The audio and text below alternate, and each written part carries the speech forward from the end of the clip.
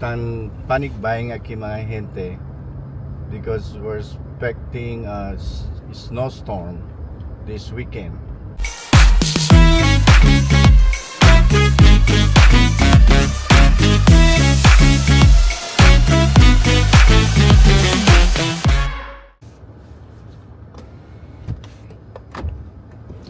Good morning. Buenos dias. Today, pupunta ako sa Home Depot and supermarket kay panic buying aki mga gente because we're expecting a snowstorm this weekend. They said it's gonna be a ton of snow, and unfortunately I'm working this weekend. I have work, so I don't know, it's gonna be hard. Kailangan ko bumili ng asin, the salt, to melt the snow, and punta ko supermarket, bibili ako ng mga kailangan namin. Kahapon yung asawa ko bumili na ng bigas tsaka ano pa mga kailangan namin. Sabi niya sa akin, ang dami daw tao sa Costco. So people are panic buying here in America. So sana meron pa tayong mabibili ng salt kasi nag-check ako online. It says limited supply, so I don't know. Kung wala sa Home Depot, I have to find it from other store. At saka it's not only snow, expect daw namin dito na sobrang lamig. So ngayon pa lang malamig na, so sana it's not that bad. They said it's gonna start by Saturday night, I think, to Monday. So hopefully it's not that bad. Keep you guys updated ngayon weekend kung ano ba yung snowstorm, kung gaano karami yung snow, because my work ako, so I have to be at work. Yun ang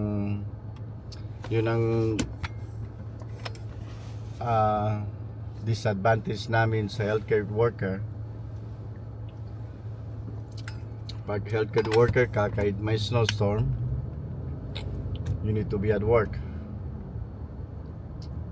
They allowed naman na papasok ng maaga or stay late until okay na yung road, pwede ka nang umuwi. But I don't do that. I go home.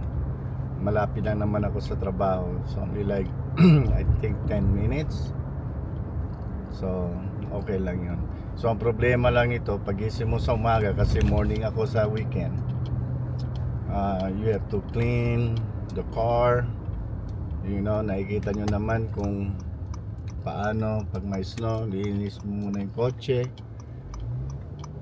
And then yung road is not that clear, at saka expected nila yung Sunday morning, yun yung pinaka heavy, so it's gonna be a tough weekend for me.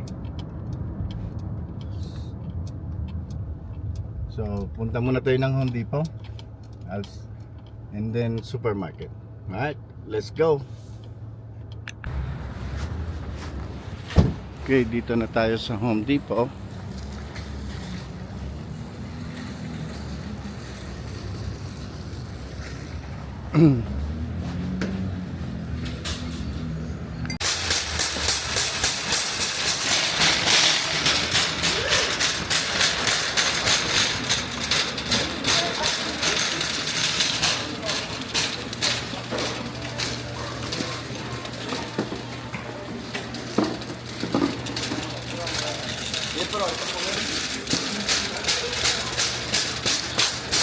It's ready for this week to be over.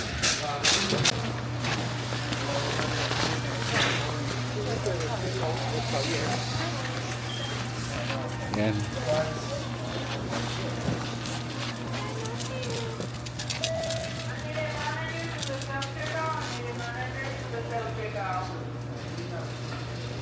That's $24.97. $24.97. Yan na lang meron. Meron naman ako shovel, so hindi ko na kailangan.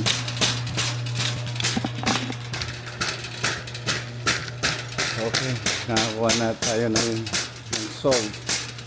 This is for ice melt. Okay, salamat naman. May nakuha tayong ice melt, yung salt, yung asin.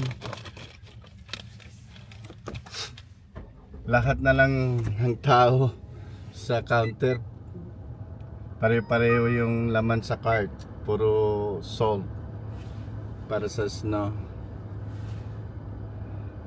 Pero yung supply nila isang klase lang. Okay na naman kasi yun ang gusto ko, yung pellet. Ayoko yung isa, yung hindi pellet, kasi ang pangit pag nilagay mo sa walkway, sa bahay, hindi maganda. So okay na. So ngayon punta tayo ng supermarket. Okay, dito na tayo sa supermarket. Same thing pa rin, ranch, 99 Ranch Market. Katabi lang to ng Home Depot, kaya malapit lang. Mabilis lang tayo dito.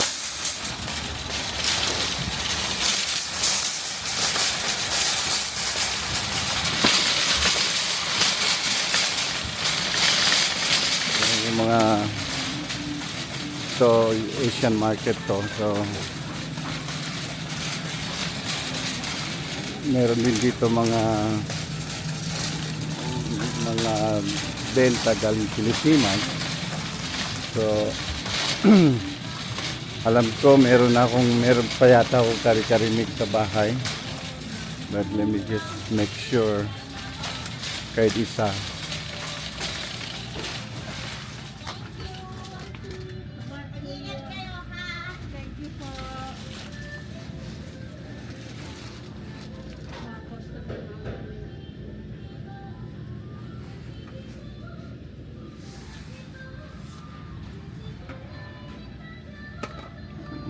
Wala na silang kari-kari mix.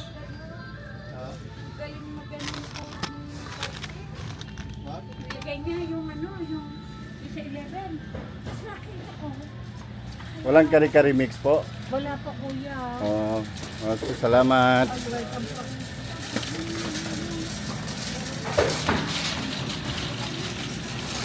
Wala silang kari-kari mix. Meron pa yata ako sa bahay. Tingnan nyo yung ketchup. Galing Pilipinas yan. Yung mga Jufran, $3.99. So din, Mang Tomas, $4.49. Ito, pang lumpia. Yan dito yung mga seafood, yung mga isda. Pwede mo palinis sa kanila yung isda. Mga frozen.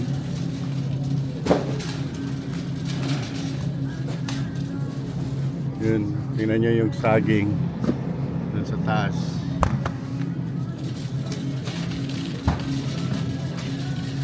Ito yung mga longganisa,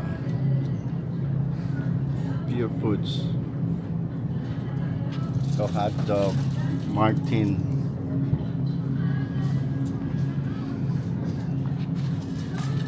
Mga tusino meron, beef tapa, sausage,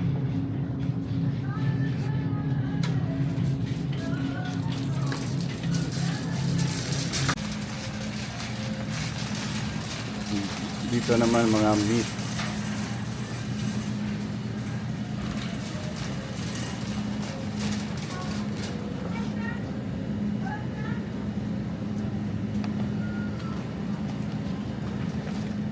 Wala pa silang stock yung gusto ko. Naman pang sabaw kasi malamig ngayong weekend.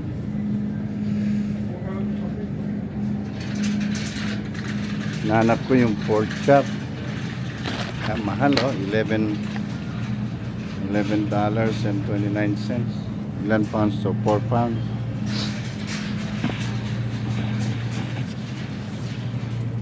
Okay, gulay lang nabili natin dito para sa kari-kari at saka doon sa tilapia isda na yung asawa ko daw ang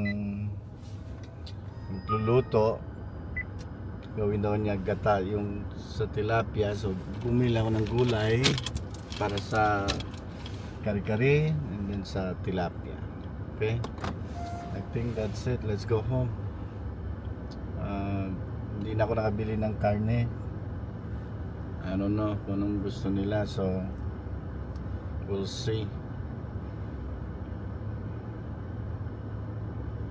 Malalaman natin this weekend kung gaano kalakas yung snow. So tingnan nyo yung labas ngayon.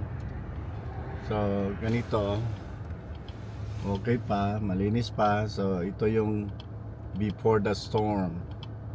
So and then we'll see what's gonna happen ngayon weekend, and it's gonna maiba talaga ang itsura nito. Tingnan nyo sa labas ngayon, napakaganda. So pag may tingnan natin after the storm.